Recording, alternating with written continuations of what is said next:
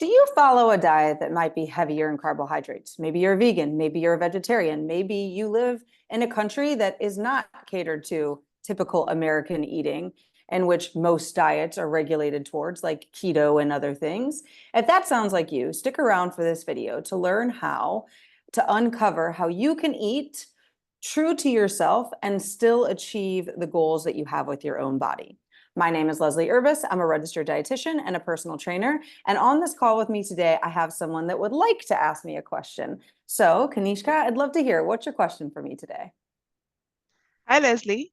So my question is, as a nutritionist, how do you cater to people of different nationalities?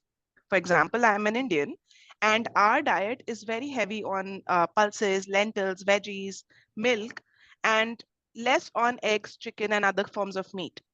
So how would you cater to this kind of a diet? And does this throw off our macros? Because it would be more carbs and less proteins.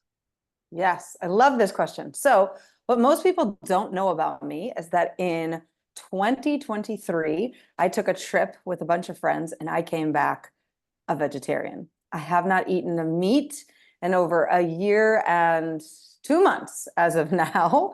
So, I love this question because Leslie in 2022 might have said, well, it'll be more difficult, but we can get there. Leslie of 2024 sees how simple this can be. So, my first thing would be for you to, and for anybody that identifies this, is like, our culture has a diet higher in carbohydrates. Our culture has a diet that's higher in this.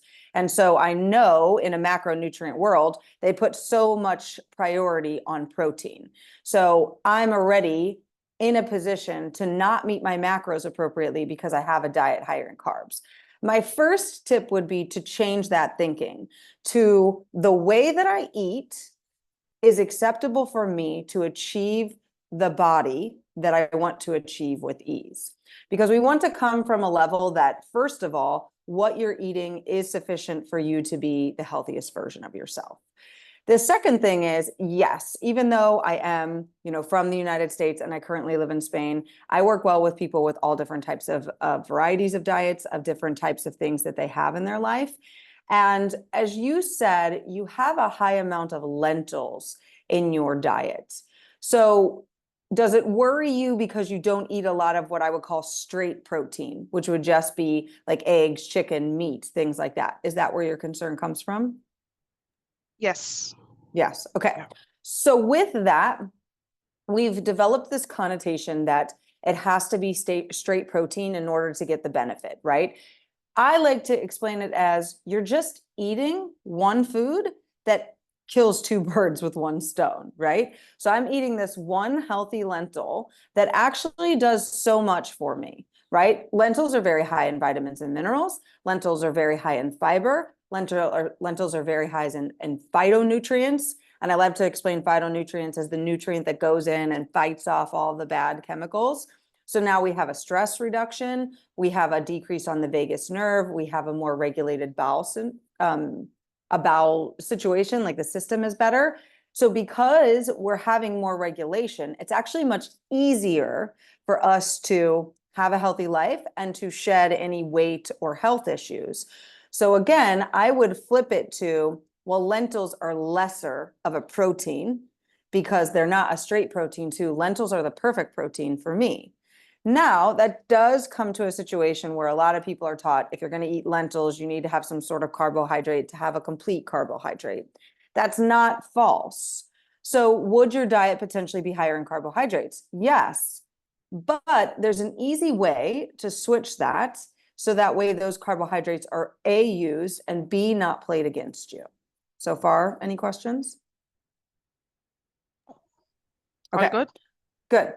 So the biggest key here is for somebody to get in with you, somebody to sit down with you and say, okay, let me see what it is you're eating to see if there's some switching of when the majority of the carbohydrates come, to see if maybe it's this lentil needs to be paired with this carb or vice versa.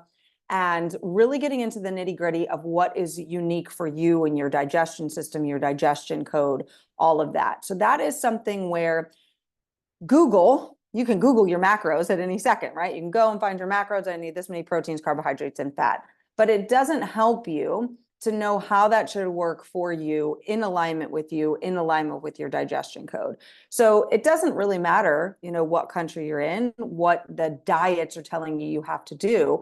It's coming from the first angle of what I'm doing is perfect for me and nutritious for me, changing the way you're thinking.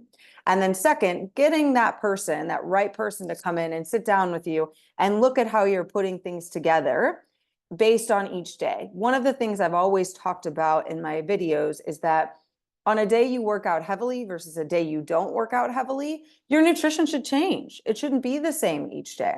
On a day that I call them game days, like your A game day where everything's perfect and you eat right and everything's good, that's amazing. But what about those F game days where everything just goes awry and you're like, oh my God, forget it. Like, I don't want to do this anymore. What am I supposed to do? Like on that day, how do you stay in alignment? Those are the things that have to be meshed in because that's where life gets to be life, right?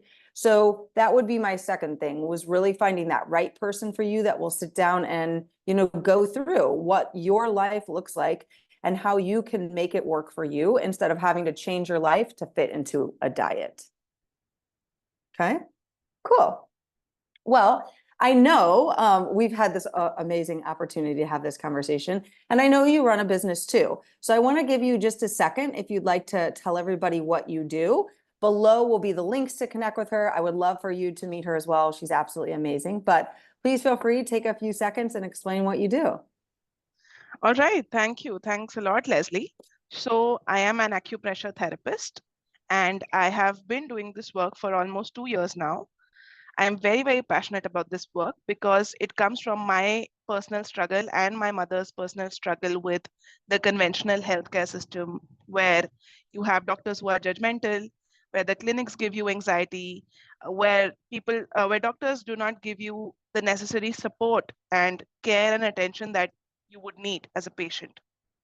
And at the end of all that struggle, all you're given is a medication that mostly temporarily fixes your issue and often wreaks a havoc on your system. So all of that combined had a very huge mental impact on me.